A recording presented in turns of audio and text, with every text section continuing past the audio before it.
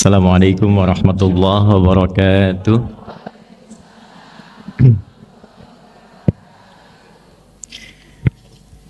Alhamdulillahilladzi jama'ana al-mu'minina wal-mu'minat muhsinina wal-muhsinat fi hadzal masjidil ihsan al-mubarak insyaallah. Nusalli wa nusallimu 'alal habibil mustafa nabiyyina Muhammadin wa ala alihi wa sahbihi wa dhurriyyatihi wa ummatihi ila yaumil mi'ad wa ba'd. Fa ya ahbaballahi wa ahbab rasulih sallallahu alaihi wasallam minal aba'i wal ummahat usi nafsi wa iyyakum bitaqwallahi faqad fazal muttaqun fala tamutunna illa wa antum muslimun. Faqala ta'ala ya ayyuhalladzina amanu taqullaha haqqa tuqatih wa la tamutunna illa wa antum muslimun. Dan yang paling spesial, ini saya harus sapa semuanya, jamaah BKSM dengan seragam yang berbeda-beda. Jadi seragam ini asal daerah, asal majelis ta'limnya. Kenapa saya tanya dengan rombongan seperti ini? Karena nanti di Quran itu ada surat rombongan. Ada surat rombongan. Tapi nggak ada surat seragam memang, ya. Tapi ada surat rombongan yang masuk surganya itu serombongan, ya. Tidak cukup dengan amin, kita belajar dulu ntar ya, supaya paham. Ya, bapak-bapak nanti belakangan ya Pak, surat bapak-bapak nanti tenang. Jadi ada surah Az-Zumar namanya, surah ke-39, ya. Nanti ada yang digambarkan, disampaikan oleh Allah dalam Al-Quran, itu masuk surganya itu zumara, ilal jannati zumara, satu rombongan. Nah cuma itu baru umum Bu, baru umum. Ada orang-orang yang memang masuk surganya itu saling bergandengan tangan, bukan cuma serombongan. Jadi nanti ada yang dibagi 7 golongan, ada yang dibagi 2 golongan. 7 golongan itu nanti disebutkan dalam hadis Nabi sallallahu alaihi wasallam di Sahih Muslim. Sab'atun yadhilluhumullahu yaumal qiyamati fi dhillin yauma la dhilla illa dhilluh. Ada saat hisab nanti itu 7 golongan, 7 rombongan. Saat orang lain merasa gelisah, takut, kemudian keringat sudah naik sampai ke dekat leher, yang penting pengen dihisab. Jadi sudah tidak ingat surga dengan neraka, yang penting cepat dihisab. Nah ada 7 golongan yang santai saja, santai, tenang, karena dinaungi oleh Allah dengan payung yang sangat lebar. 7 nanti itu, ya. Kemudian ada lagi yang 2 golongan. Yang 2 ini unik, jadi bisa masuk ke 7, bisa keluar dari 7. Bisa masuk ke 7, bisa keluar dari 7. Jadi kalau dia pengen di dalam yang 7 itu, dia santai gabung dengan yang lain. Al-imamul adil, ada pemimpin yang adil. Kemudian ada rajulun qalbuhu muta'alliqun bil masajid, ada anak muda yang lekat dengan masjid. Kemudian rajulani tahabba fillah, ada 2 yang saling mencintai karena Allah. Kalau bertemu tuh ngingetin, ayo kita ke masjid yuk, ayo majlis ta'lim yuk, ayo ngaji yuk. Kalau jilbabnya yang satu dilepas, dia ngingatkan lagi, jangan lepas ya, takutnya kita berpisah di hari kiamat. Ini 2 sahabat begini, itu nanti akan disatukan oleh Allah sejak hisab. Nggak akan dipisahkan. Bahkan nanti ada hadis yang sahih, saat yang satu diperintahkan masuk ke surga, temannya belum muncul, dia berkata, ya Allah, ya teman saya belum ada. Teman saya belum ada. Maka diperintahkan untuk dipanggil kawannya, bergandengan dia ke surga. Itu masih di 7 golongan. Ya, jadi saya harapkan ibu jangan seragamnya aja yang kembar tuh. Ya. Tapi hatinya juga mesti ikut. Ya, hatinya mesti ikut. Nanti ada yang santai. Saya contohkan 3 dulu karena ini kita belum mulai, baru mau mukadimah ini ya. Nanti ada yang 2. Yang 2 itu yang suka selama hidupnya ngaji Al-Baqarah dan Ali Imran. Saya ulangi ya, yang suka mengaji Al-Baqarah dan Ali Imran. Jadi nanti fadilah surah Quran 114 itu beda-beda. Ada fadilahnya di alam kubur, seperti surah Al-Mulk, itu menjaga jasad. Ada fadilah surah Yasin, itu memuliakan khususnya saat kematian. Jadi wafat, kalau ingin setelah wafat disebut kebaikan-kebaikannya, itu rajin ngaji surah Yasin. Kalau ingin ditanamkan cahaya di kuburnya, itu surah Al-Mulk. Kalau ingin dijaga dari Jumat ke Jumat dan sepanjang hidupnya, itu surah Al-Kahf. Ya, ada tambahan lagi. Ya. Nah, jadi ibu silahkan. Mau Yasinan, boleh. Mau Baqarahan, boleh. Ali Imranan, boleh. Al-Kahfian, boleh. Ya, Al-Ikhlasan, boleh. Gitu. Al-Ikhlas nanti ada nasabnya juga. Semua surah Al-Quran itu ada fadilahnya. Kalau ibu nggak percaya, ya silakan minta cepat, besok dikubur kelihatan. Jadi yang dua itu Al-Baqarah dan Ali Imran. Nah, yang ingin saya tekankan, ada yang saling bergandengan. Dan yang digandeng ini bukan cuma temannya. Yang digandeng ini ada orang tuanya, ada anak-anaknya, ada pasangannya, plus di belakang ikut rombongan kawan-kawan dan keturunannya. Ibu mau? Mau nggak? Baik. Ibu pilih mana? Gandeng suami, gandeng teman?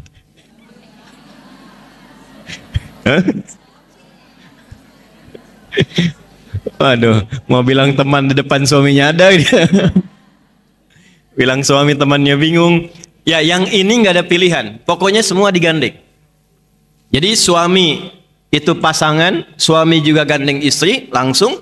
Nanti ada orang tua, ayah dan ibu, kemudian ada keluarga di belakang, lalu rombongan-rombongan yang lain mengikuti. Itu di Quran surah ke-13, Ar-Ra'du ayat 23 sampai 24. Saya ulangi, Quran surah ke-13, Ar-Ra'du ayat 23 sampai 24. Kita belum mulai ya, Bu. Ini baru muqaddimah ya. Makanya saya agak cepat sedikit. Perhatikan baik-baik. Surga, saya ulangi, surga. Siapa yang pengen ke surga? Siapa yang pengen surga Firdaus? Yang sesurga bersama istri-istri Nabi? Saya. Siapa yang merasa amalnya sudah cukup banyak? Siapa yang merasa salahnya banyak? Siapa orang aneh yang hadir pagi ini? Amal sedikit, salah banyak, pengen ke surga, Firdaus sama istri Nabi. Nah, itulah BKSM. Tapi kita ambil rumusnya. Yuk, pelan-pelan. Surga itu ada 8 pintunya. Dan 8 jenisnya. Saya ulangi ya. Ada 8 pintunya, 8 jenisnya. Nanti di pintunya itu ada nama berdasarkan amal soleh. Saya ulangi, ada nama berdasarkan amal soleh. Misal, ibu rajin puasa, ya, belum Ramadan sudah puasa. Puasa sunnah maksudnya ya, Senin, kemudian Kamis, puasa Daud, ya. Puasa Daud tuh kalau sudah puasa Daud, Senin Kamis berhenti, Bu. Ya, jadi misal Senin puasa, Selasa istirahat, Rabu puasa, Kamis istirahat. Itu konsepnya. Jadi levelnya naik. Di Senin dengan Kamis tambah Ayyamul Bid tengah-tengah misalnya, pindah ke puasa Daud, itu berhenti dulu yang Senin Kamisnya. Karena sudah diikutkan ke puasa Daudnya. Itu level yang tingginya. Walaupun tidak dilarang kalau ingin ditunaikan puasa di hari bertepatannya. Misal Senin puasa, Selasa istirahat. Rabu puasa, Kamis istirahat. Kalau ingin puasa pun tidak dilarang. Tapi idealnya berhenti dulu. Lalu lanjutkan supaya siklus puasa Daudnya teratur. Dan yang disebut puasa Daud yang sunnah itu cuma puasa yang lekat dengan Nabi Daud. Jadi tidak ada di syariat kita sholat Daud misalnya. Ya, subuh sholat duhur tidak, asar sholat maghrib tidak. Jadi cuma puasa Daud. Baik ya. Nah, ibu rajin puasa. Sebelum Ramadan sudah berlatih puasa. Itu ketika pulang, oleh Allah dikhususkan satu nama pintunya khusus untuk amalannya. Namanya Ar-Rayyan. Apa namanya?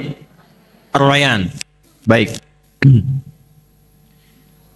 Lis-shaimi babun fil jannati yuqalu Rayyan. Oh, kama qala Rasulullah sallallahu alaihi wasallam. Bagi orang yang rajin puasa, itu ada pintu khusus saat kembali kepada Allah di surganya namanya Ar-Rayyan. La yadkhuluhu illa shaimun. nggak akan pernah masuk lewat pintu itu kecuali yang biasa rajin puasa. Nanti pintunya manggil. Ada penjaganya malaikat. Aina shaimun, aina shaimun. Mana yang biasa puasa, mana yang biasa puasa. Nah, kalau yang nggak bisa ngaku-ngaku, Bu. Kan mulutnya dikunci, nggak bisa saya gitu, nggak. Itu amalnya langsung yang terbiasa membentuk keadaan tubuh, amal itu yang membawa tubuh dia bangkit. Karena mulut dikunci. Yo yang ngaji Yasin, al yauma nakhtimu ala afwahim atau kallimuna wa tashhadu. Nah, mulutnya nggak bisa jawab. Badan yang biasa beramal itu langsung bangkit masuk. Fa idza dakhaluhu ughliqa. Kalau sudah masuk tutup rapat. Nanti ada pintu namanya pintu tahajud, babut tahajud. Gak akan masuk lewat situ kecuali yang rajin tahajud. Ada pintu namanya babul sedekah. Pintu sedekah. Gak masuk lewat situ kecuali yang rajin sedekah. Nanti ini jumlahnya ada 8. Berurutlah dari 8 amal soleh ini, 8 nama pintu surga berdasarkan keterangan Nabi Sallallahu Alaihi Wasallam. Tertingginya nanti disebut dengan Firdaus, tengah-tengahnya yang indah disebut dengan Aden. Jadi surga itu nanti ada Darussalam, Jannatun Naim, tengah-tengahnya ada surga Aden, itu tamannya yang paling indah. Tertingginya surga Firdaus. Nah, ada orang yang serombongan tadi, kembali ke awal, itu diperintahkan oleh Allah masuknya lewat tamannya dulu yang tengah-tengah. Sehingga kelihatan semua keindahan surganya. Lalu diminta dia naik masuk lewat surga itu, mengelilingi semua surga. Ke setiap pintu surga. Dan dahsyatnya diperintahkan malaikat semua untuk berbaris di setiap pintu surga, memberikan selamat kepada golongan ini karena berhasil menunaikan amal saat di dunia dan mendapati kenikmatan yang tadi diberikan. Itulah di Quran surah ke-13 ayat 23 sampai 24. Yuk kita baca. Jannatu adni yadkhulunaha. Ada ayatnya? Baik. Ada satu rombongan di antara hamba Allah yang masuk surga lewat surga Aden. Keindahan tamannya. Pelan-pelan ya. Nanti saya berikan rahasianya. Jadi di antara kita saja ya. Kenapa harus dibalas dengan taman yang indah dulu? Ada sekelompok manusia, hamba Allah, itu lelahnya, capeknya, pengorbanannya, pikirannya, tenaganya saat dia di dunia itu dibalas oleh Allah, dihilangkan semua, masuk lewat yang paling indah dulu, lihat taman. Ibu kalau sedang capek, lelah dengan suami, dengan keluarga, akhir pekan biasanya kemana? Rekreasi kan? Ya kan? Rekreasi itu untuk apa?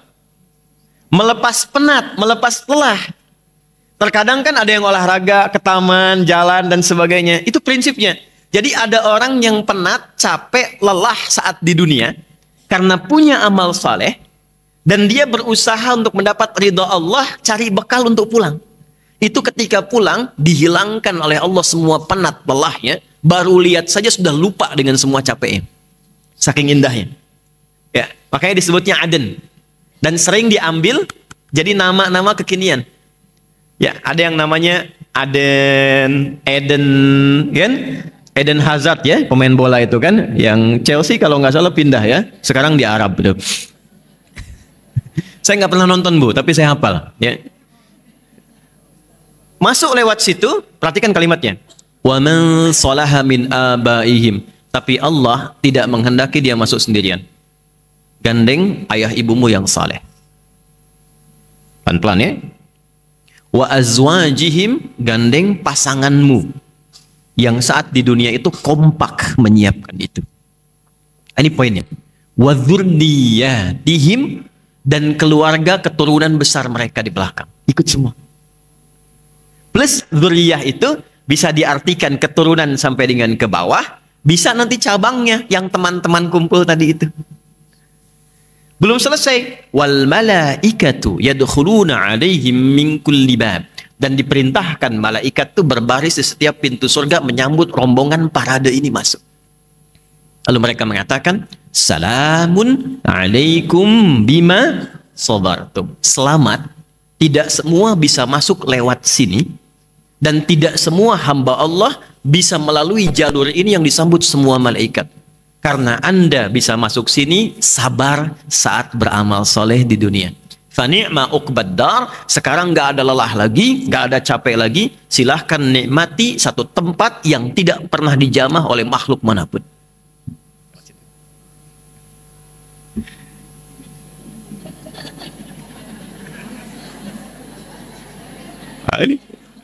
Nggak apa-apa, biar aja, ya. Nggak apa. Nah, kalau saya sudah biasa, anak-anak, itu barangkali malaikat yang sedang menyamar. Ya, bagus. Ya. Bentar. Balik lagi. Nanti Ustadz ada tebak-tebakan ya, sayang. Anaknya Bu ya, bukan ibunya yang sayang. Anaknya. Nanti kita tebak-tebakan ya. Balik sini. Apa amalannya? Sampai dia bisa masuk ke dalam surga dengan semua apresiasi tadi. Tafsirnya banyak. Tapi saya ingin khususkan untuk amalan ibu-ibu saja.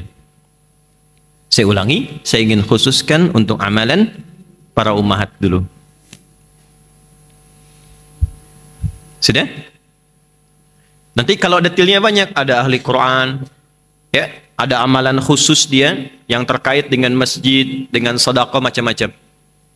Untuk perempuan, amalan tertingginya sehingga mampu oleh Allah diberikan apresiasi tertinggi ketika masuk surga adalah meneladani keteladanan istri-istri Rasulullah sallallahu alaihi wasallam. Saya ulangi, meneladani keteladanan istri-istri Rasulullah sallallahu alaihi wasallam. Nah, jadi saat tema ini dituliskan dan disebarkan, bukan sekedar mengajak ibu untuk belajar, tapi visi besarnya diharapkan ini bisa menjadi kurikulum yang setelah pengajian ini diikuti, diteladani, dengan harapan saat pulang kita mendapatkan apa yang Allah janjikan lewat Quran tadi. Jelas ya? Paham? Baik, kalau sudah jelas, sudah paham, kita akhiri pertemuan kita. Jelas tidak? Oh belum, baik. Yuk kita mulai. Ini inti materi kita. Jadi saya antarkan lewat mukaddimah tadi untuk supaya kita memahami dulu kenapa mesti belajar tema ini. Kalau kita langsung masuk ke temanya, ibu nggak akan dapat feel-nya. Kenapa sih harus bahas itu? Apa keutamaannya? Nah, dibiasakan kita masuk lewat akarnya supaya kita mengerti inti pelajarannya. Yuk kita mulai Quran surah ke-33 Al-Ahzab. Dari ayat 52 dulu. Gua mushaf ya. Halaman 425 coba. Paling kanan di pertengahan.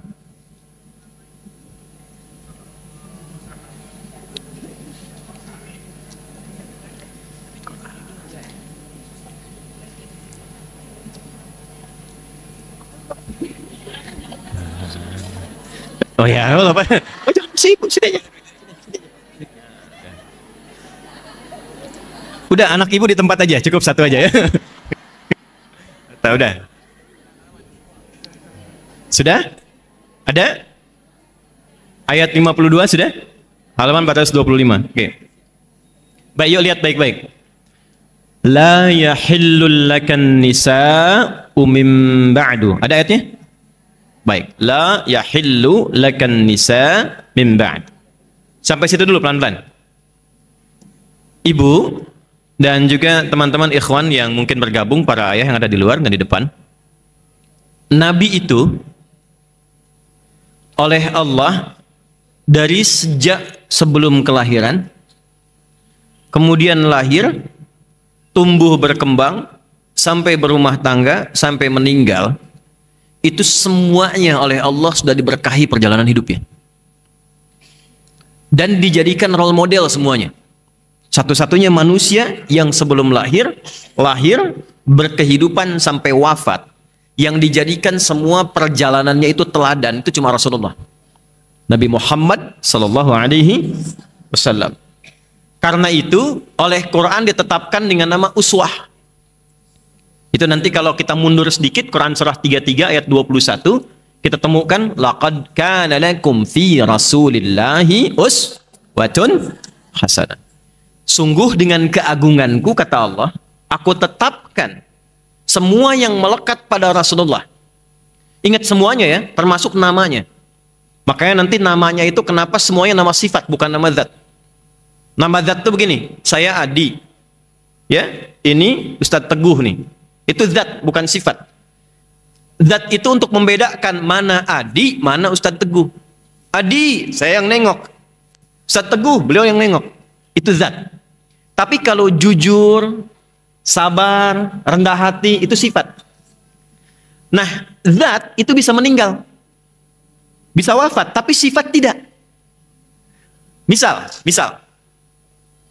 Asep misalnya. Ada nggak Pak Asep ya? Oh ada. Oh ganti. Jangan Asep lah. Jangan Asep.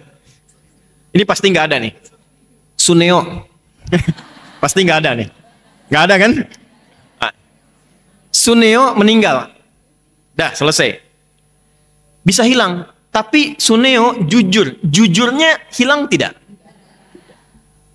Orangnya boleh meninggal. Tapi sifatnya tidak. Nah semua nabi selain Nabi Muhammad SAW itu rata-rata nama zat. Bukan sifat. Adam, Nuh, Musa sampai ke Isa itu rata-rata nama zat. Nama yang melekatkan identitas. Kenapa disebut Nabi Adam nanti? Kenapa Nabi Nuh? Untuk membedakan ini Adam asalnya dari tanah, ini Nuh alaihissalam. Semua nama zat.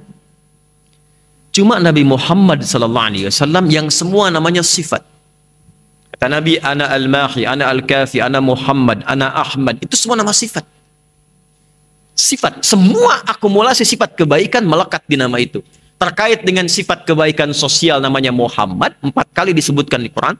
Quran surah 3 ayat 144, Quran surah 33 ayat 40, Quran surah 47 ayat 2, dan Quran surah 48 ayat ke-29. Bukan ini direkam, nanti Ibu tinggal lihat lagi ya. Kan waktunya terbatas gitu. Sampai jam berapa kita? 12, baik. Ya, ya nggak apa-apa, boleh. Saya setengah 10 pulang, Ibu silakan sampai jam 12. Ya. Nama yang terkait dengan Allah, ketakwaannya, ngajinya, sholatnya, tahajudnya sampai kaki bengkak, itu disebut Ahmad. Cuma sekali disebutkan di Quran. Quran surat 61 ayat yang ke-6. Jadi ada hubungan sosial, ada zona vertikal. Hablum minallah, hablum minan. 1 tambah 4 berapa? 5 kan? Nah, rukun Islam ada berapa? 5. Yang satunya itu hablum minallah yang terkait dengan syahadatain. 4-nya syariat. Salat itu fungsi dasarnya bukan cuma menyembah Allah, tapi hasilnya fungsi sosial. Kalau ibu salatnya benar, tapi nggak baik dengan teman-teman sekitaran, itu salatnya disoal. Dengan tetangga nggak baik, dengan anak nggak baik, dengan suami nggak baik, itu salatnya dipermasalahkan. Coba lihat Quran surah 29 ayat 45. Ya, ibu hafal ayatnya. Innas salata tanha 'anil fahsya. Sungguh kalau sholat benar dikerjakan, kalau sholatnya benar, itu dampaknya membentuk pribadi yang baik. Tidak mengerjakan fahsya. Fahsya itu keburukan yang bersumber dari syahwat. Maaf, LGBT, porno aksi, pornografi, kata-kata jorok, zina, tampilan-tampilan bersyahwat, itu fahsya. Mungkar, keburukan yang diingkari oleh hati. Mencuri, menipu, bikin hoax, gosip. Tuh. Itu mungkar. Jadi tidak mungkin ada orang menunaikan sholat melakukan perbuatan mungkar. Itu dampaknya sosial. Jadi sosial syariat. Yang satu lagi terkait hablum minallah itu, ya, yang terkait dengan ilahiyat, itu 4 tambah 1 5 diwakili oleh nama Muhammad dan Ahmad. Itu baru nama. Cuma karena materi kita terbatas, saya ingin cepat langsung ambil kesimpulan. Dari namanya, dari lahirnya, sampai semua yang terkait dengan beliau, itu jadi teladan. Semuanya. Di siapapun yang pernah hidup membersamai, beriman, belajar, sampai dipertahankan sampai wafat, otomatis dia akan jadi teladan dalam hidupnya. Itulah uswah. Ibu kenal Abu Bakar gak? Bagus. Kalau kenal saya pulang. Siapa yang pernah tahu beliau itu baik? Kita tahu itu setelah masuk Islam. Setelah kenal Nabi Muhammad. Umar itu sebelum kenal Nabi Muhammad dikenalnya seorang preman, pemabuk, minimal 5 kali sehari, tukang duel. Setelah masuk Islam, itulah kisah yang kita dengar sekarang. Itu Umar. Yang terkait dengan pembahasan kita, kenapa istri Nabi ditetapkan jumlahnya spesifik, nggak boleh lebih, tetap harus segitu, dan setelah ada semua lengkap itu, Nabi dilarang menikah dengan perempuan manapun lagi. Itulah ayat yang turun tadi. Quran surah 33 ayat ke 52. Lihat ayatnya. Yuk saya turunkan ya.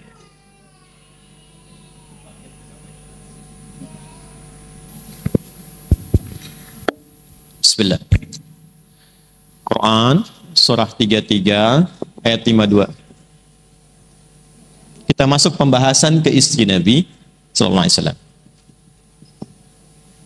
Istri Rasulullah sallallahu alaihi wasallam.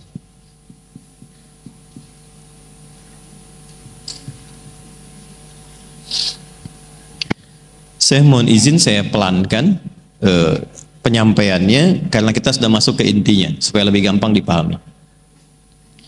Termasuk bagian dari uswah, keteladanan yang menular. Jadi beda antara kudwah dengan uswah, itu lain. Kalau kudwah sosoknya teladan, jelas sosoknya teladan, tapi belum tentu keteladanannya bisa menular kepada yang lain. Kalau uswah teladan dan keteladanannya itu bisa menular kepada yang lain. Jadi baru lihat saja itu sudah bisa memberikan manfaat. Lihat Rasulullah nih ya, walaupun kita tidak pernah membersamai, nggak pernah jumpa, lihat di mimpi aja ketemu Nabi, itu pasti merubah kehidupan ibu. Lain itu.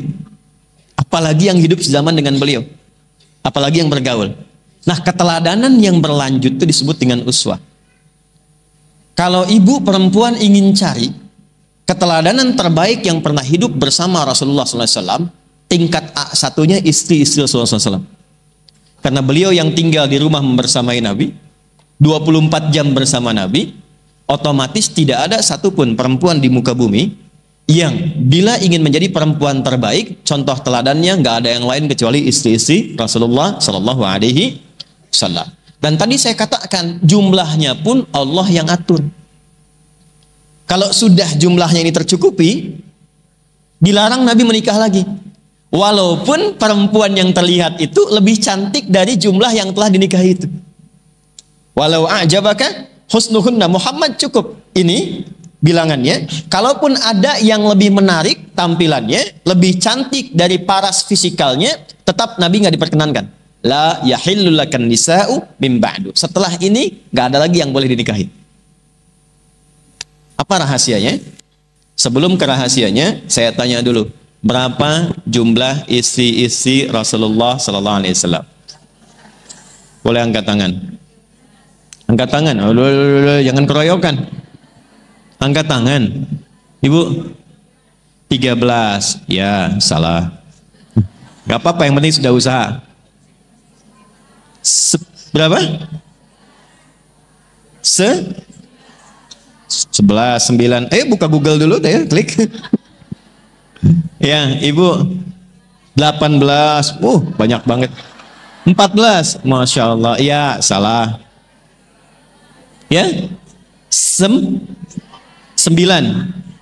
Kurang sedikit lagi. Tuh. Angkat tangan. Ibu. Ya. 11, ya ini betul 11, ya. Tapi kurang sedikit. Ya. Kenapa? 13, ya salah. Waktu habis.